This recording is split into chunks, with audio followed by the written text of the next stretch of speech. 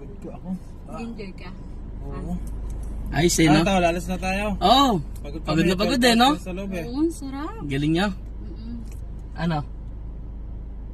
Ha? Ano yan? Kanina ko pa yung sinusundan. Buti na lang. Nabook kayo sa akin. Diba? Sino ka? Asawa ko niyan. Di mo alam? Pagod na pagod kayo? Sarap na sarap kayo sa katarantaduhan ninyo? Mga sira ulo. Anong ginagawa mo dito? Sabi ko na nga ba, mahuhuli ko rin kayo. Mga loko-loko kayo. Ano ba? Tara, doon na tayo. Sisirain mo yung pamilya ko? May dalawa kaming anak. Ikaw? Grabe ka. Parang wala ka talagang pinag-aralan. Ilang beses mo na ginawa sa akin yan? Ha? Magaling talaga yung Diyos dahil binigyan niya ako ng way para mahuli ka talaga. Sabi ko na nga ba. Ano, masarap ginawa ninyo? Sa bahay. Dito tayo mag-usap ngayon tatlo. Dito natin tapusin. Di ba gusto niya yan?